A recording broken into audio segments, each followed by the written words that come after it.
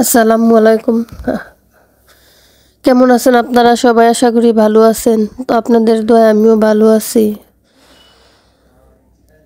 তো ওই দিন বাড়িতে গেছিলাম। বাড়িতে যাওয়ার পরে সকালে গেছিলাম, বিকালে চলে আসছি। তার ভিতরে কিছুটা সময় কাটাইছি। তার ভিতরে বসে সবার সাথে আড্ডা টাড্ডা দিলাম, বাড়ির যে কথাবার্তা বললাম। তো আমার মেয়ে চাচি কি করলো, তার ভিতরে গাছ থেকে একটা পাকনা পেঁপে এনে দিল, পাকা পেঁপে। বললো পাকা পেঁপেটা নিয়ে যাইও, মেয়ে জামাই জন্য দিছে। তো বাচ্চারা বই দিন বাড়িতে যায়নি, আমি গিয়েছিলাম বাচ্চা টাচ্চা রেখে। তো আসার সময় পাকা পেঁপেটা গাছ থেকে তরতাজা পেঁপেটা দিল, যে বললো বাড়িতে নিয়ে যাইও, জামাইরে খেতে দিও। তো ওই পেঁপেটা নেই, কাটতেছি, একদম গাছ পাকনা পেঁপে।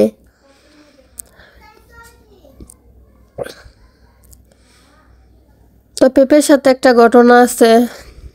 আমার রিহান বাবু যখন আমার গর্ভে, তখন আমার পেঁপে খেতে অনেক মন চেয়েছিল, পাকা পেঁপে। কিন্তু বাচ্চা পেটে থাকলে নাকি পাকা পেঁপে খেতে হয় না, কাঁচা বা পাকা কোনোটাই খেতে হয় না।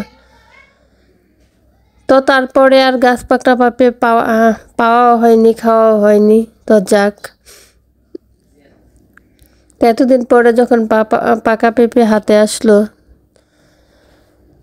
তো পেঁপে তো ঠান্ডা জানেনই, তার মধ্যে আমারও শরীরটা অসুস্থ, ঠান্ডা লেগেছে।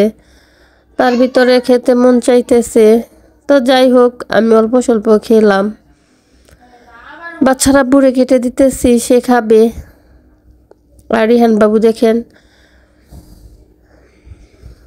পাকা পেঁপের ভিতরে আঙুল ঢুকিয়ে দেয়, বলতেছে আম্মু দেখো দেখো।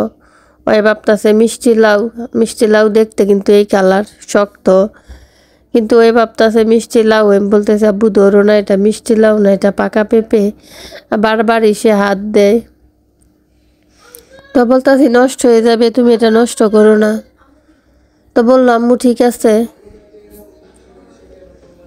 আর তারে কোনো ফল ফারকা দিলে সে এরকমই করবে, খাবে তো না, ওই শুধু দুষ্টমি আর দুষ্টমি করবে।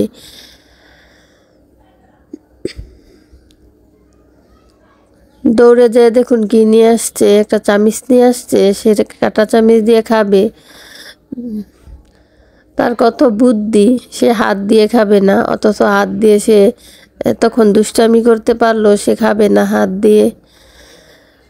তার কি বলবো আপনাদেরকে, আমার রিহান বাবু একটু অন্যরকম চলাফেরা, কথাবার্তা। খাবে তো না, ওই চামিচ দিয়ে ওইগুলা গালার চেষ্টা করতেছে দেখুন।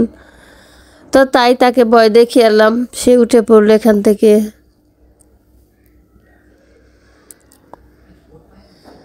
তো যাই হোক, বাচ্চারা বুড়ে কেটে দিলাম। তো সে বলতেছে যে তুমি 2 পিস খেয়ে আমারে দাও। তো তাই 2 পিস আমি খেলাম, খেয়ে তাকে দিতেছি। আর আমার ছেলেরা স্কুলে পড়তে গেছে, আসলে ওদেরকে বাকিটা কেটে দিব।